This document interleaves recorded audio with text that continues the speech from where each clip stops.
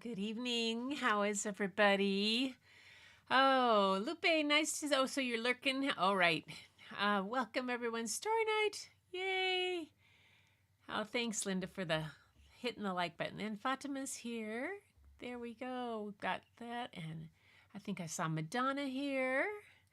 And Lupe and Linda. And yeah. Well, hi, everybody. Good to have you here. Thank you, Madonna. Thank you. That was a easily done with. I just did Canva. They were all like canned videos they had, and then I added in some little stuff, little things that I do, like to make the birds hop across it. We're not really there because they go with the book tonight.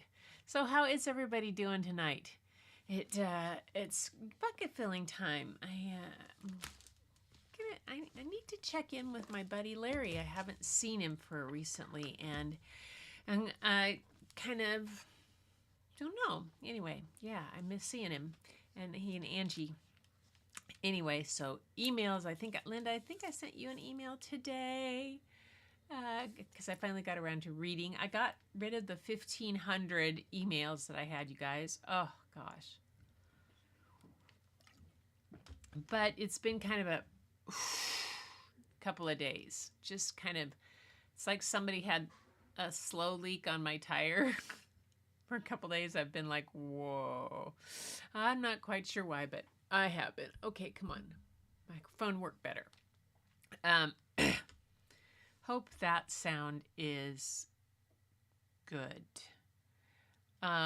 They were busy with family and friends at the property. Oh, cool. Thanks, Linda, for letting me know. I was wondering if they might be down at the property. This is the time of year to be down there. Plus, it's just kind of a lot of people I know that have property out in areas are just being super cautious right now because we're so dry. And I've gotten a couple emergency alerts from the local county today on my phone about wildfires near certain areas of Pierce County and other kinds of things. That's not where Larry and Angie's property is, but it's just kind of all over the place. And so it's hot, and that's kind of, but today picked up again. It's sunny out there.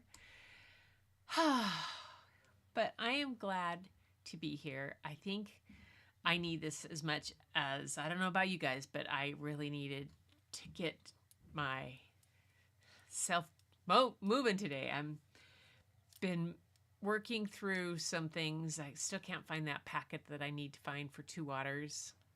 So I'm going over to the storage tomorrow to see if I can find it. But I couldn't find it in my own. I started last night going through those hard drives. As I said, I had to go through all those hard drives to try to find things, and they were old. The stuff we keep on hard drives. The stuff we keep on hard drives that we would never, ever, ever keep if it came via snail mail. It would have been like taken care of, either filed or dumped. And most of this stuff you wouldn't file. And the things that I kept, I'm like, seriously, why do I have this? So that was an adventure last night. Yeah. That while I was watching Jack Ryan. Woohoo! Oh yay. Get your mojo on. All right, so we are going today to I was going to show you. Don't think it's over here. I can show you. I'll show you Sunday. But I was today, that goofy picture I have of the pigeon. Did I tell you about the pigeon that showed up in our yard and in the backyard? Let me see if I have that picture of it. I think I showed it to you. Pigeon, where are you? Pigeon. There it is. I'll pull the pigeon out on top of me. Come on, pigeon. There. Okay. Now I'll hide my face for just a sec. And you can see the pigeon. Yeah, there it is. That pigeon was like right outside the door of my fountain. And so I ended up painting it or drawing it today. And I was doing cartoons today. Cartoon drawings. There I am again. I'm back. I'm back. Anyway, today I have birds. Birds are on my mind. I drew pigeon, and then I drew a bat. That's not, and I drew an owl. So 3 birds today.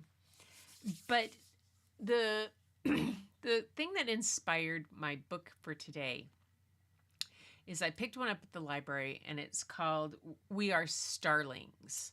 And it's inside the mesmerizing magic of a murmuration.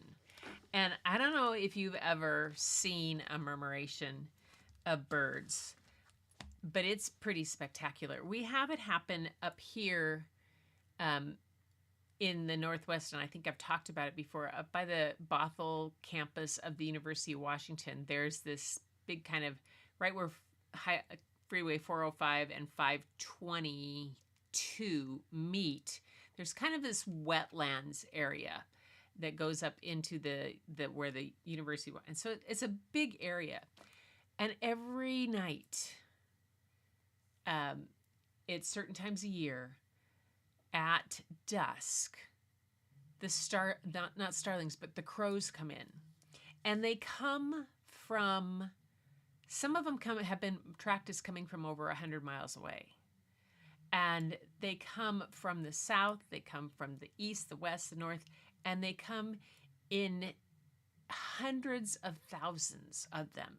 And so you can be like driving down the freeway, and this huge murmuration of crows will come over, and they'll sweep back and forth. And when they get above the campus there at Bothell, at this one area, they'll whoosh back and forth until they're going back, and then they all roost and settle, and then they pass their little gossip messages throughout the night, and they stay there, but then they're gone in the morning, and they're back to wherever they go. It's pretty amazing. But murmurations, there's places I know in New Mexico. Lupe would know the name of that. There's a national park down there that's well known for its the birds. There you can see them, and photographers get them. But this was a book about it, and I thought it was very cool. So let me just say, and I apologize ahead of time if I don't get things queued up right away. My mouse is misbehaving. I have a misbehaving mouse. It's sticky. It's mad at me. I don't know whether it got gunk on it. Maybe it got gunk in it, and I have to open it up and clean it. That's always fun. I always had to do that at school with the kids. It was always funny when you had the old mouse that had the mouse balls, cleaning the mouse balls. That was it. Yeah. Yeah, that was always a joke. Anyway, a few days back, busy. I'm just checking in on the things, cooling off in the water. Yeah, it's just amazing to see. So that's the first book, is about that. And it's called We Are Starlings. And here it is. And I have it here. I'm going to read it on my desk. So hopefully the light will be good and behave and all that kind of stuff. But I wanted to read about the authors and illustrators first from the book to tell you a little bit. It said Robert Furrow is an assistant professor of teaching in wildlife, fish, and conservation biology at UC Davis, with a focus on natural history and quantitative reasoning. Robert lives in California's Central Valley, where his passion for birding extends beyond his work in many ways, including leading local bird watching walks for his community. I thought that's cool. And Donna Jo Napoli is both a linguist and a writer of children's and young adult fiction. Her picture books include Words to Make a Friend, illustrated by Nanko Stoop, and As Night Falls, illustrated by Felicia Sala. She has 5 children, 8 grandchildren. She dreams of moving into the woods and becoming a naturalist. She loves to garden, bake bread, dance, and make pottery. And then the last person is Mark Martin. He's an artist, illustrator, and author. He's written and illustrated internationally award-winning books, including A Forest, Everything and Everywhere, and A River, which was named a Best Illustrated Picture Book by the New York Times. He likes to watch the local Australian bird life from his studio window, including rainbow lorikeets. Oh, those are cool. New Holland honey eaters And of course, starlings, all feasting on the garden persimmon tree. And starlings are so cool because they're just so different. The starlings as I saw in Africa are so different than the starlings we have here. Um, yeah, yeah, maybe that might work, Linda. I don't know. It's just really being jumpy on me all over the place. So I fortunately have a trackpad, but yeah, am just a mouse kind of girl. Anyway, We Are Starlings is the book I'm going to read, and I'm going to go to the next one. See how I've got, see, yeah, it's just, let me fix this here, folks. Camera B, that should be camera C. Yeah, it's too zoomed in for you. Oh, hold it, what's going on here? Oh, I see what's going on. This guy is, there we go, that'll work. Get this right. I should have done this before. I thought I had it all set. I've been bumping into things all over the place. We are starlings. There it is. Inside, what is that? Hang on, I've got it. Something here is in my way.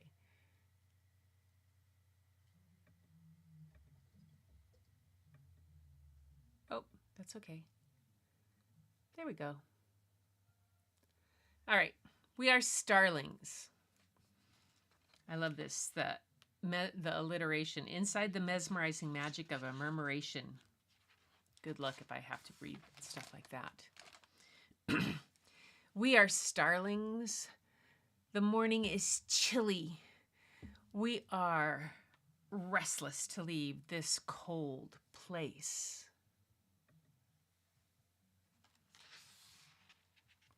We take to the air and meet up with more starlings.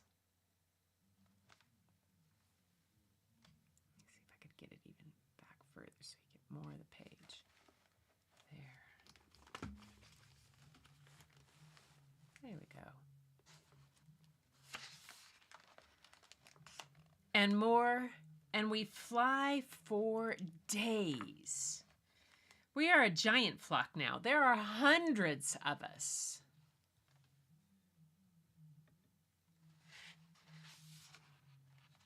There are thousands of us.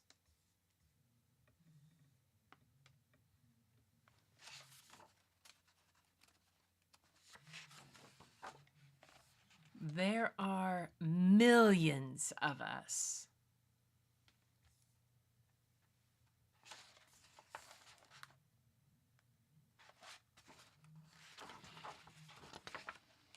We fly, all of us together.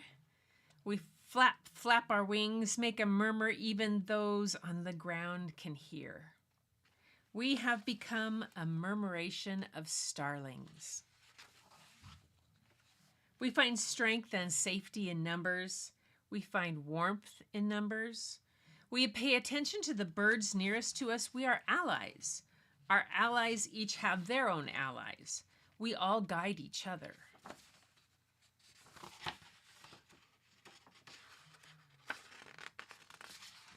Oh no, a peregrine falcon. We must get away. I veer. My allies veer. Their allies veer. We all change course. Different birds fly closer now. We make new allies. We swirl and swirl. The peregrine falcon can't target any one of us.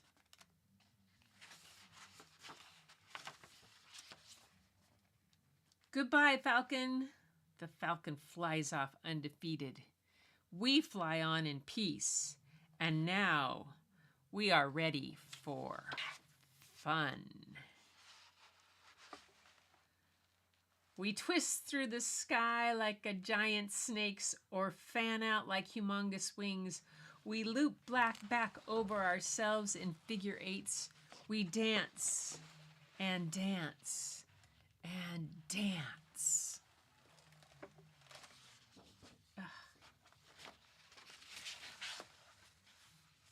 Then we land all at once.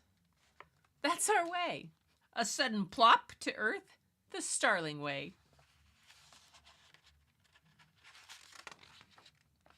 We feed and roost. We relax in the warmth of so many hearts beating together. We are starlings.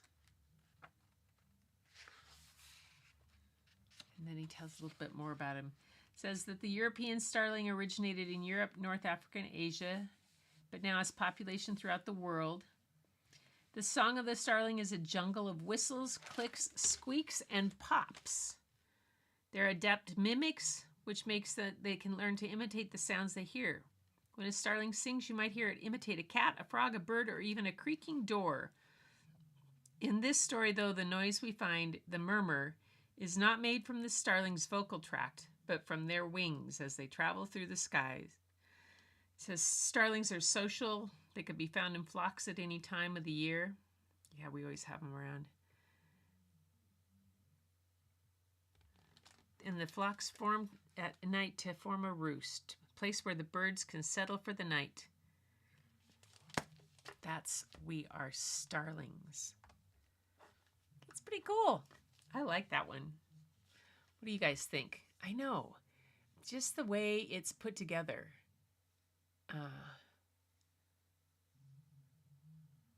Hi, Fatima. Oh, yay. You're back. Now, it doesn't, I've charged it. It doesn't take batteries, Linda. Thanks. Yeah, it's the first thing I did. It's on the M1, and they charge via lightning. And so I did that, but the charge on it lasts for a long time. It just started acting up. It's just doing a thing. It's been that week. I don't know what I did. The fairies have been goofing around with me. Now, I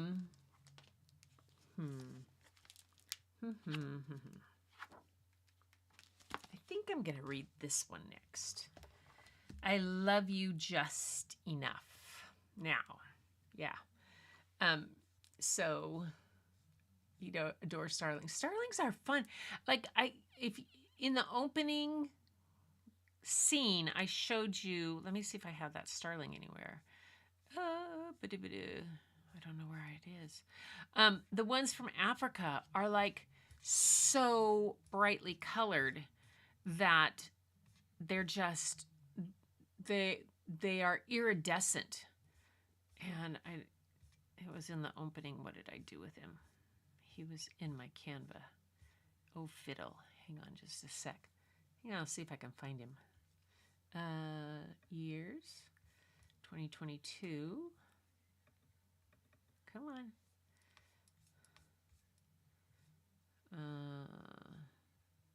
Oh, nope. Botswana.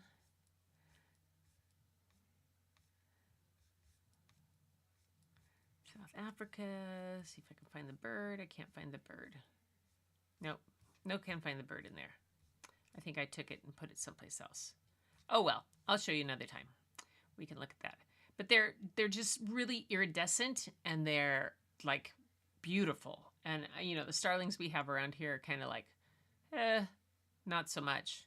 It's also, I grew up kind of, we had what we call cherry guns in the orchard, and they weren't real guns. They were just like this explosive pop thing to scare the birds off, because the starlings will eat the cherries. They can decimate a crop of cherries really fast.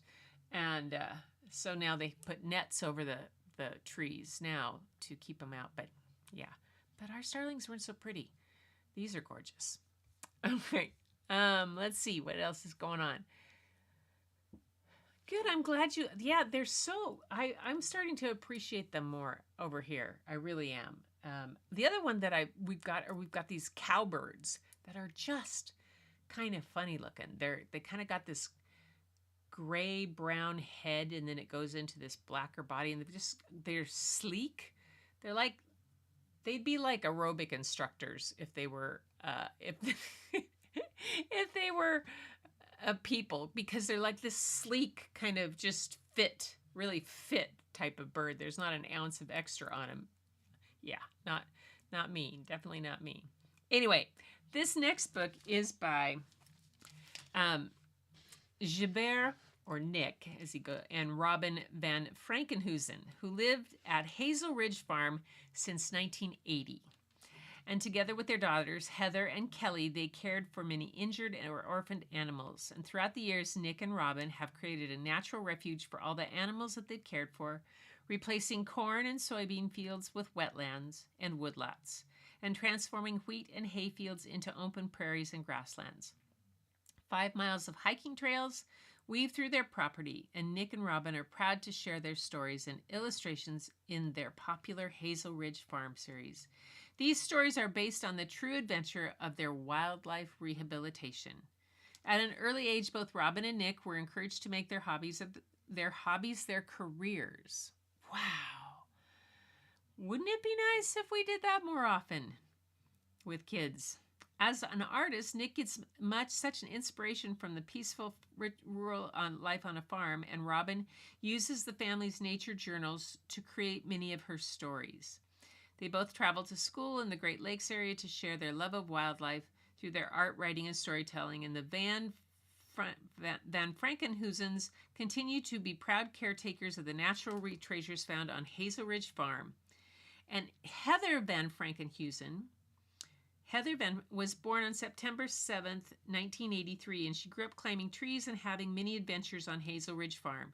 She says it's a great place for kids and ducks to grow up. Heather still nurtures an occasional animal, but mostly she's a wonderful nurturing mom to her own children, who at times act like wild animals. Because Heather is the main character in this book called Love You Just Enough. There we go.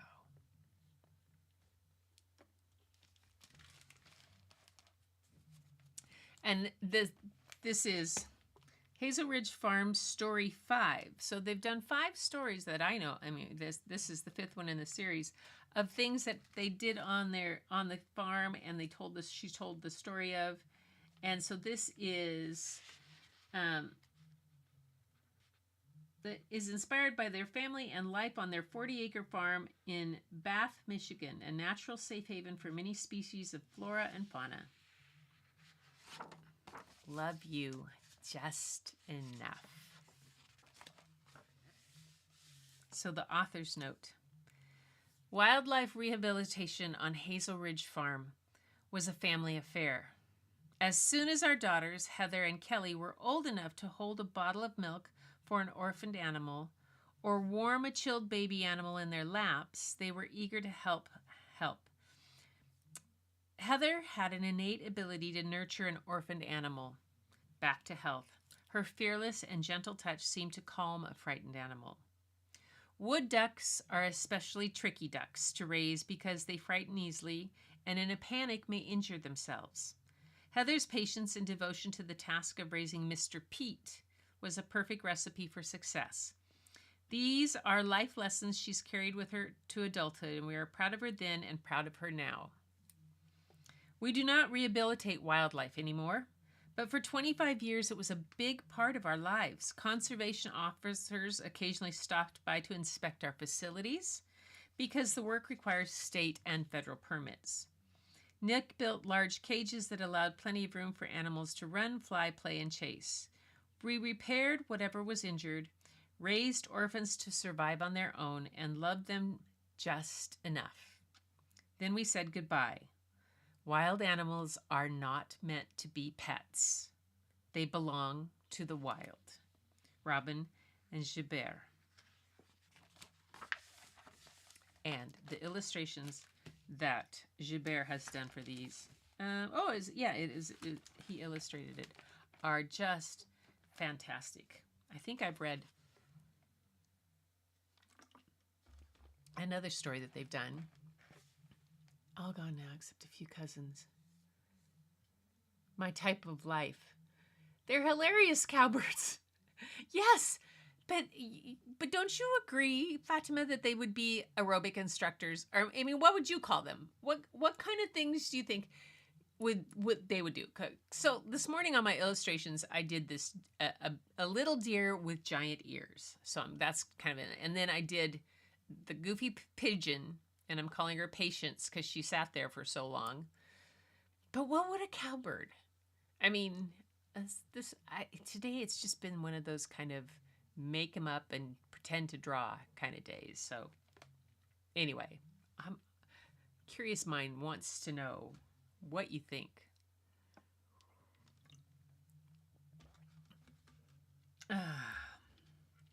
Today was the last day of school, and Heather hopped off the bus and skipped up the gravel driveway. She was excited to spend the afternoon helping her dad, in the prairie. The prairie was part of their farm, Hazel Ridge Farm. "Let's go pull weeds," said Dad, and off they went. Once in the prairie, Heather settled in amongst the grasses and flowers to watch a spider weave her silky web. "Look what I found," Heather said, holding up a fragile snake skin.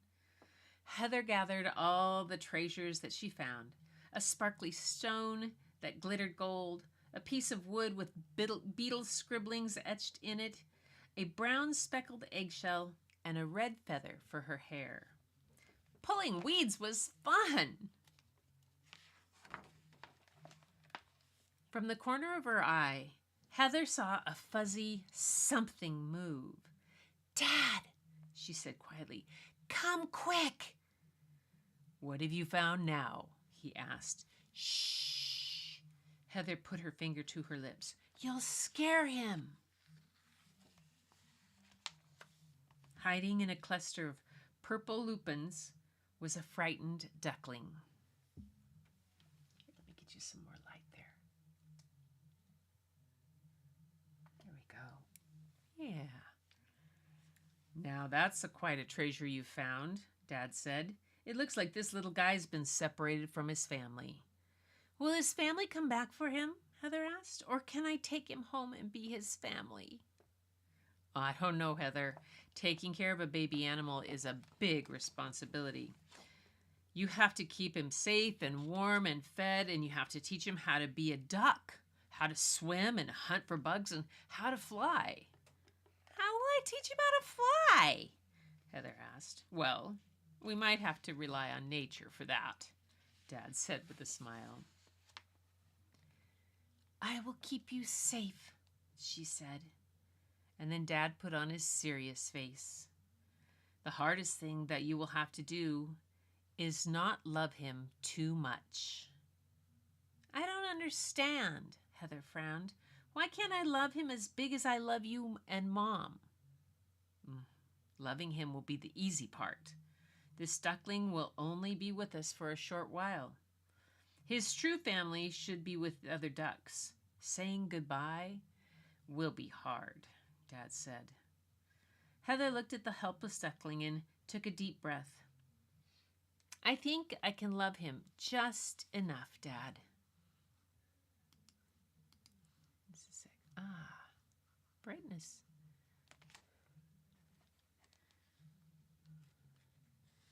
Just then the duckling peeped. "Peet, peet, peet, peet." Heather scooped him up and giggled.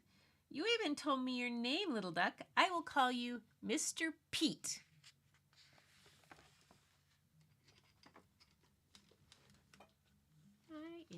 Just a second, you guys. I got a light that came undone. That's the problem there.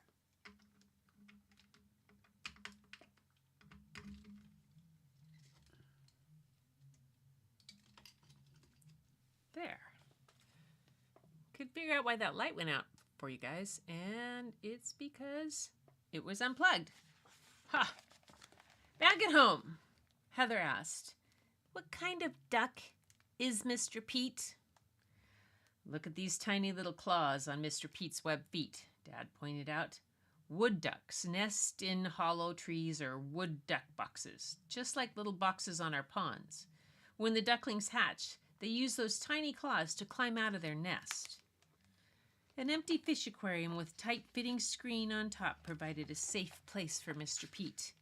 He nestled under the heat lamp just as he would under his mother, content with his new home. Dad knew that the ponds were the perfect place to find tasty duck treats for Mr. Pete. As Dad paddled the canoe, Heather scooped up all kinds of squiggly living things in the pond. Soon her bucket was overflowing with wiggly whirligigs, dragonfly larvae, crayfish, tadpoles, mosquito larvae, and more. Every morning, Heather filled a big bowl with pond water and creatures. As soon as Mr. Pete saw movement, he would hop in and begin eating everything he could catch. Mr. Pete splished and splashed and bathed and played, and Heather smiled. She took her job as a mother duck very seriously. Each day, Heather lifted Mr. Pete from his aquarium home and set him on the floor. They played follow the leader. When he ran, his floppy webbed feet flapped and slapped on the wood floor. One day, he ran so fast his feet lifted off the floor. You're a good duck, Heather cheered, and Mr. Pete peeped.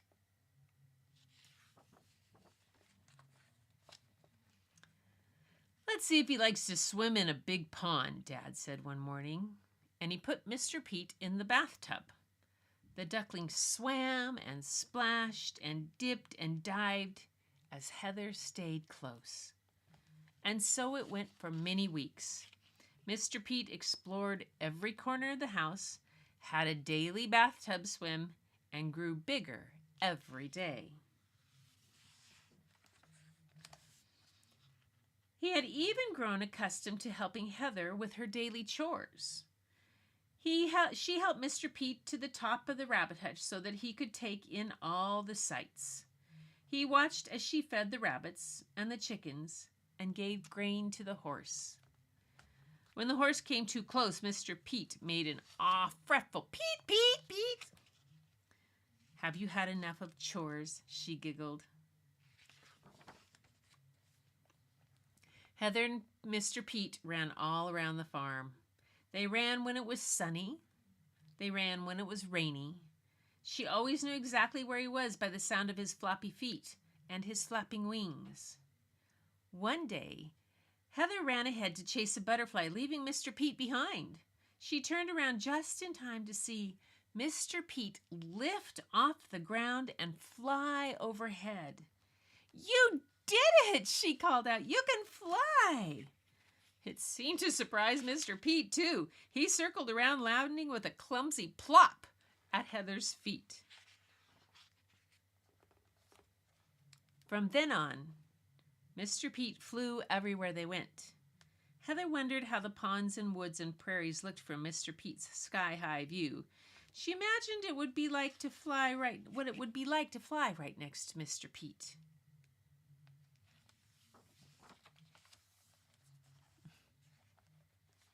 Look at that.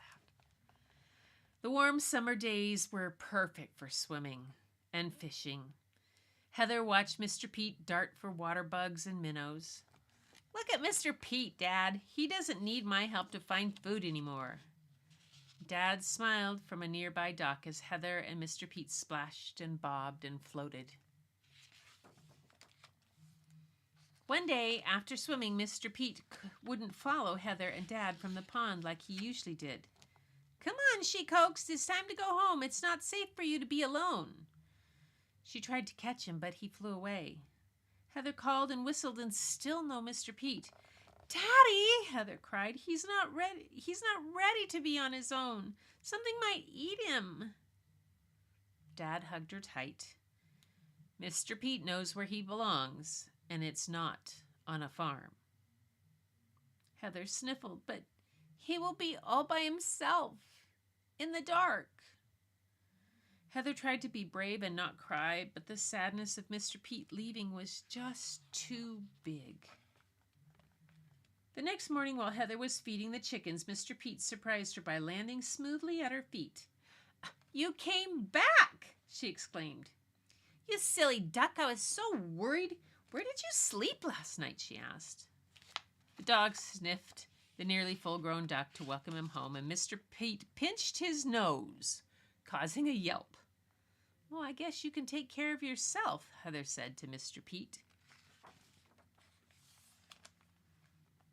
Summer vacation ended and school began again.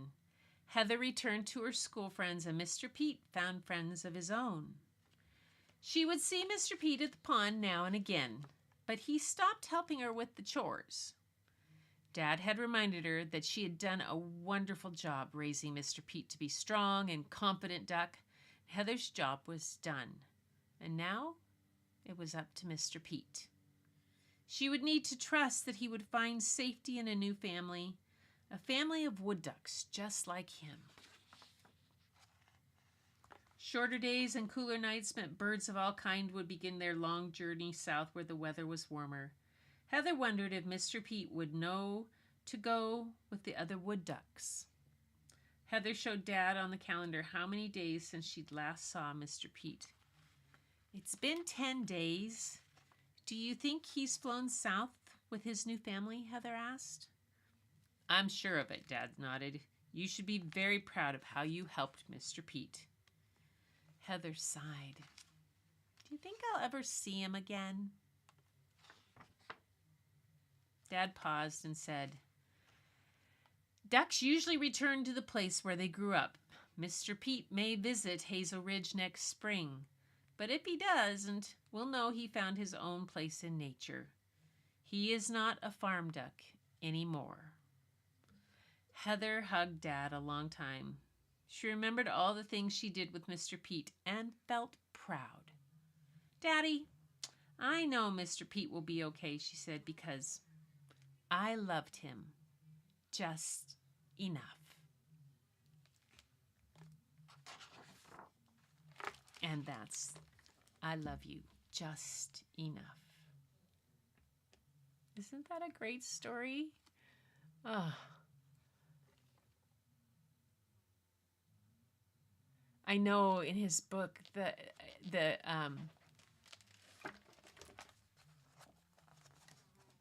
so, I mean, I wonder what he does. Let's see if we can find out what he does for them.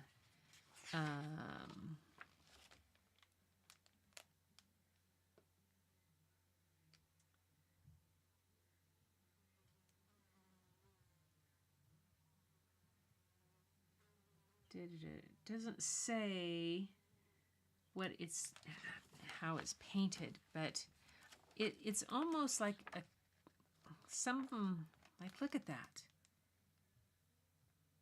Could be gouache or acrylic. Really beautiful illustrations. That one I love. Oh, you can't see. I'm looking at them and you can't see. Ha! This is one of the ones I really like, this one. With her in the inner tube and the duck. And then this is gorgeous of the fall. So pretty. So, so pretty. My goodness. What did she say about it was for crane swooping, I believe, which are whooping cranes. Yeah, they've I raised a baby female mallard in 2nd grade. I cried when I had to release it. It was a great experience.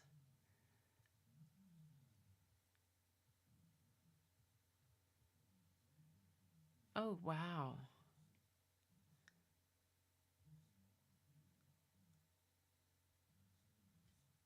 Yes, yes, Madonna, you would.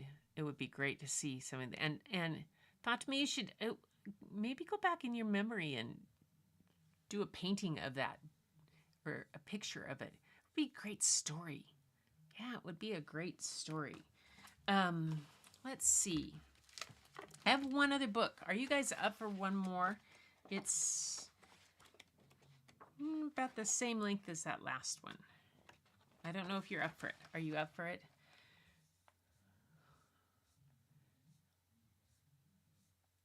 Wood ducks. We have signs on the streets where I am that are yellow caution pictures with ducks and ducklings. Yes. We had, when we came home the other day,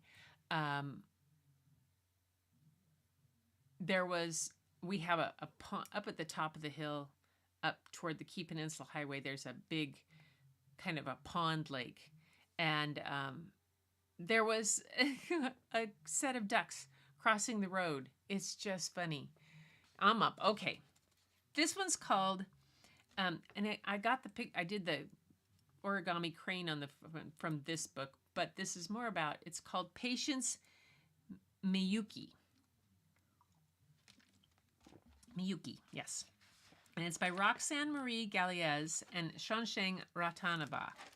And Roxanne Marie Galliez is a prize-winning writer, poet, and children's book author who lives in France. The daughter of seafaring adventurers, she has a doctorate in the history of ancient civilizations and traveled the Pacific Islands for several years as a researcher and television journalist. And Shashan Ratanaba is a French illustrator and painter. She graduated from the School of Fine Arts in Paris. And I'm trying to see what the illustrations are doing. Why do I have... Oh, no wonder I'm having problems seeing you guys. I have a big stuff on my glasses. Just good old me. No makeup today. Stuff on my glasses. Look at that. Jeez. Hang on. Cloth right here. I have a cloth. What a day. What a day. It sure is nice to hang out with you guys. It really is. Kind of needed this to just hang out and read some stories. And I have a list a mile long to do, but this is the fun thing to get done to do. Let's see. Book was illustrated using watercolors and colored pencils. So this one they tell us. So this one, Patience Miyuki. Again, look at this patterning on the front. I love how they do this. It's an enchanting story about nature, kindness, and patience. And it invites children to pay close attention to the natural world. I love how this cut front right here, this pattern is mimicked throughout in the illustrations. Let me show you guys closer. So it's there, and you can see the pattern here too, in this area. It's just a little variation of it, kind of, but this is done, repeated from the front. Blue earth, orange moon, spring was all dressed up and ready for her first day of the year. Miyuki was ready too. She was already up and running through the garden. Wake up, grandfather, wake up! The day has started without you. Be patient, Miyuki. Be patient. In an hour, the day will still be here, and I'm enjoying the first rays of sunshine through my window. But you'll miss the last moonbeams of winter. Quick, quick, we might still catch them. Miyuki hopped through the garden, and grandfather trotted behind her. Together they greeted each new blossom. And together they bowed to the wind. Good morning, cherry tree. Good morning, sweetgrass. Good morning, flowers. Then Miyuki stopped at a little flower that was still asleep, unaware that springtime was beginning all around it. Wake up, little flower, wake up! Be patient, Miyuki. That little flower is not ready to open. It is precious and delicate and needs the purest and finest water. Well, before grandfather had finished speaking, Miyuki was already running to the well. The bucket banged all the way to the bottom, and instead of water, it brought up a big toad. Quick, quick, I need the purest water for my little flower. Be patient, Miyuki, said the well. It hasn't rained since the last full moon. In a few days, I will be full again. Miyuki did not want to wait. Ask the clouds then, maybe they can help you. Miyuki ran, bucket in hand, to find the brightest and prettiest clouds in the sky. But the clouds she found were too gray, too big, too far away. Then Miyuki spotted the perfect cloud. Pretty cloud, my little flower needs the purest water to wake up. But the pretty cloud refused to give her its water. Dismayed, Miyuki continued on her way and met more clouds. Some offered her their water, but it was taking too long to fill her bucket, and Miyuki didn't want to wait. Look at this drawing. Look at the pencil. Oh.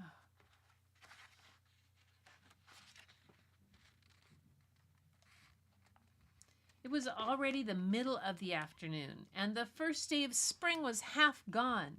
Miyuki kept walking farther and farther from home until she heard water rushing into the rocks and happened upon a beautiful waterfall. Waterfall, would you give me some of your purest water for my little flower? My purest water lies in a lake beyond these falls. If you wait for night when I am asleep, my water flows so softly, you will be able to pass through to take some. Wait! I cannot wait! Waterfall, I am in such a rush! Well, if you cannot wait, I cannot help you. Miyuki had been running all day, and her little bucket was still empty. A flower-filled house caught her eye. A young boy in a silver moon-colored kimono was watering his garden. Could you give me some of your purest water? My little flower really needs it. The boy wanted to know who Miyuki was and where she was from before he would agree to give her some of his water. So Miyuki told him his story, and then the boy filled Miyuki's bucket. Thank you, Miyuki cried, and then she hurried home. Quick, quick, quick.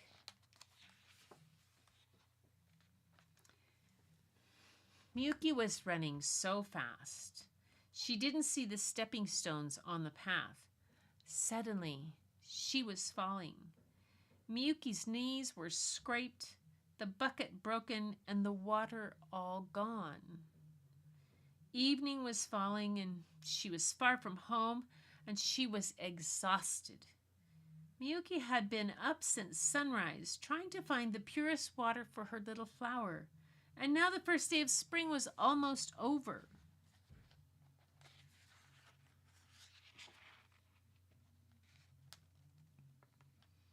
In that silent, still moment, Miyuki heard singing. She knew that song. It was the river that ran by her house. What are you doing so far from home at the hour when the moon outlines the mountains? River, I'm lost. I'm tired, and I still don't have the purest water for my little flower. I don't have any water at all. Be patient, Miyuki. Sometimes it is necessary to slow down. I will take you home, and then you can have some of my water. Lulled by the slow, quiet water, Miyuki fell asleep. The river carried her home, where her grandfather found her, picked her up, and put her to bed.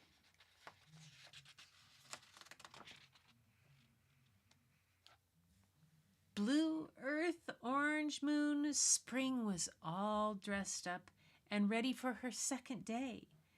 Miyuki was ready too. She was already up and running through the garden.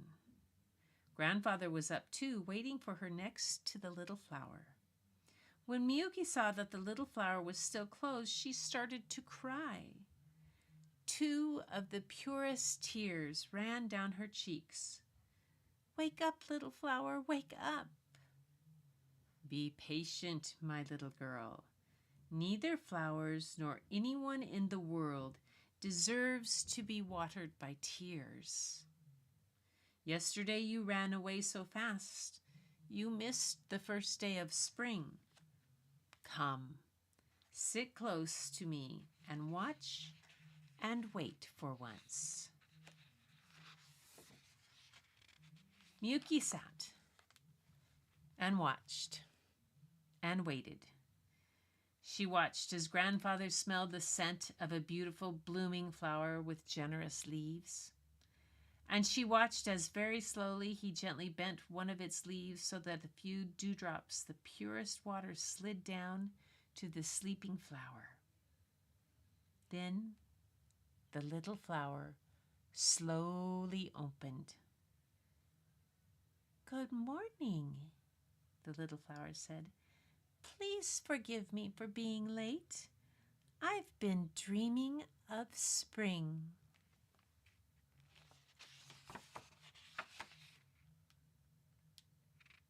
And that's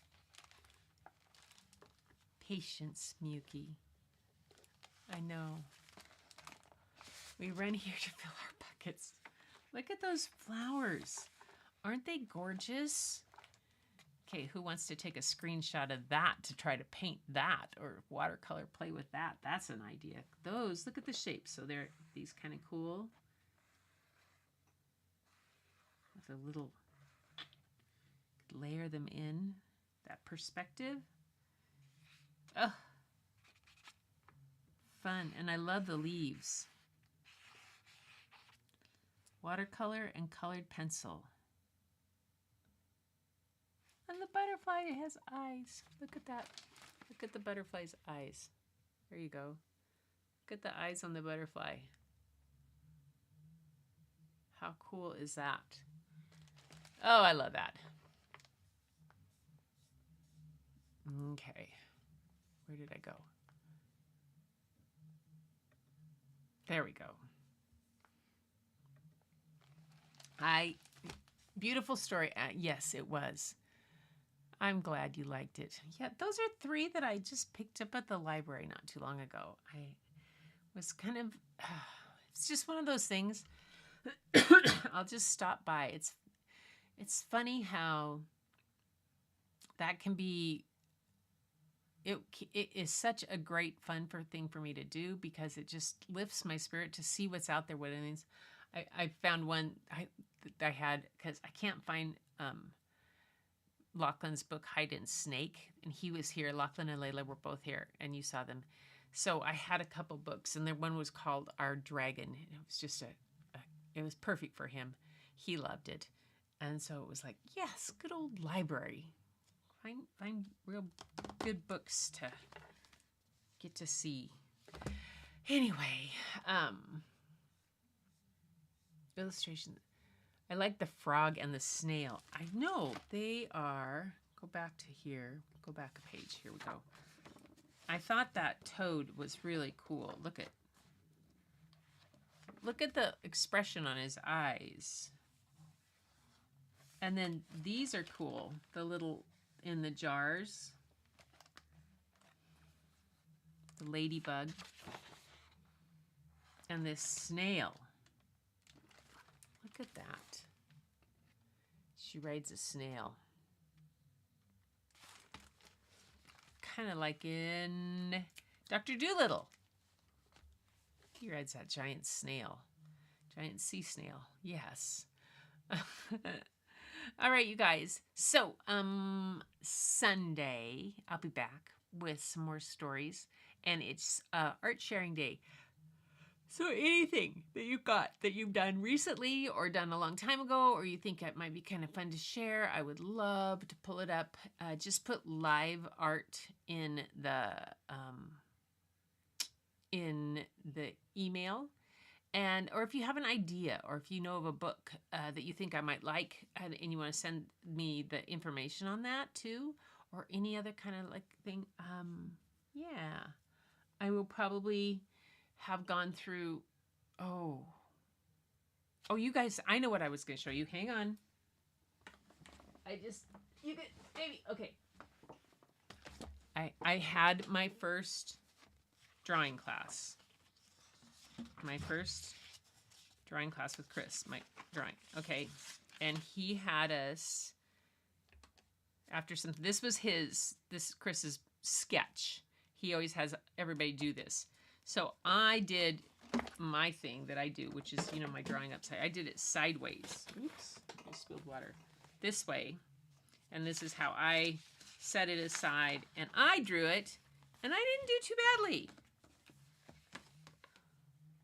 I learned a lot of things.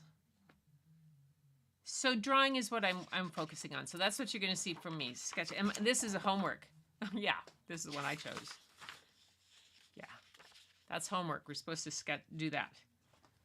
Yeah, this is one of Chris's piece. He's a very good portrait artist. Very good. So, and he's teaching the class. So that's what I did.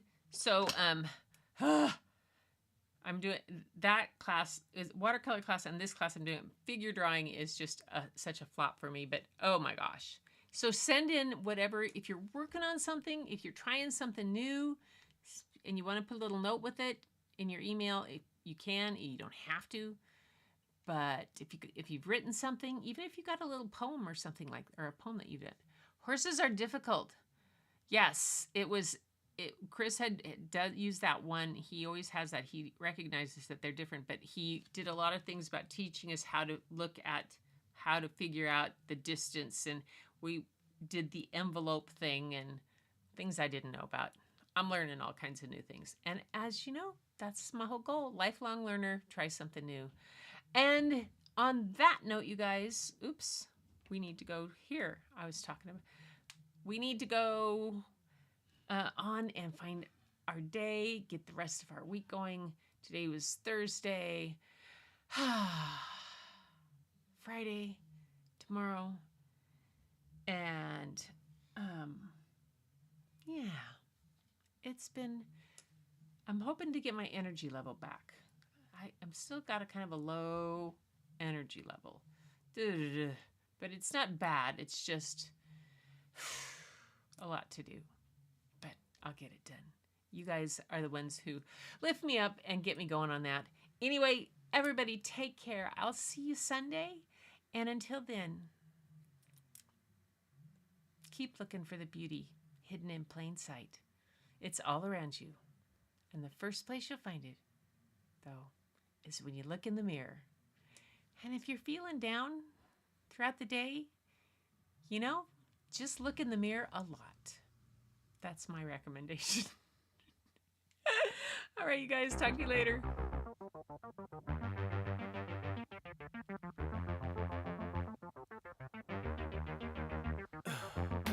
In the heat of the night, we could get lost in all the lights and sounds.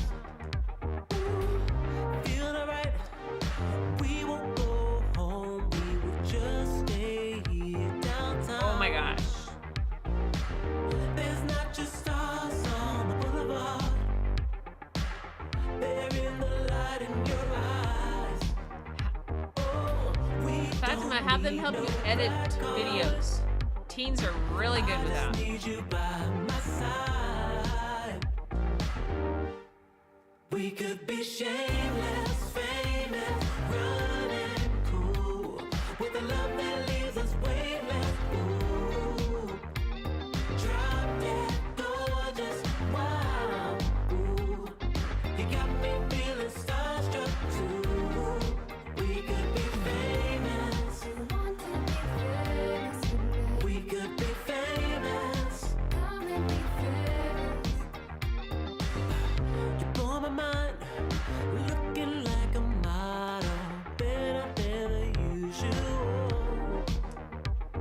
Yeah, you don't even try, not average or typical. I put you on a pedestal. There's not just stars on the boulevard, they're in the light in your eyes. Oh, we don't need no black cards, I just need you by my side. We could be shameless, famous, running cool, with a love that leaves us weightless. Ooh, drop dead gorgeous, wow. Ooh, you got me feeling starstruck too. We could be famous. We could be famous.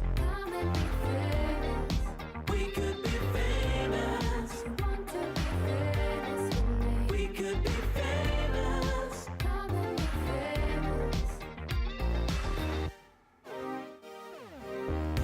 Well, that's awesome that she requested to come see you.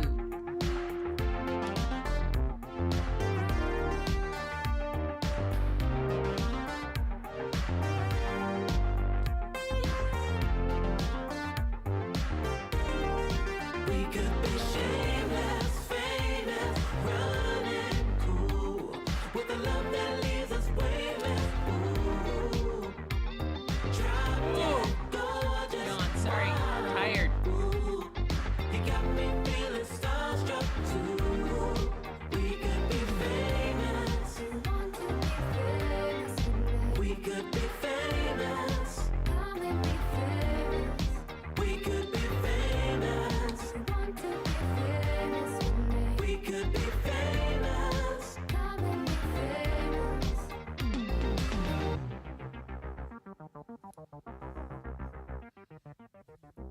Night, everybody.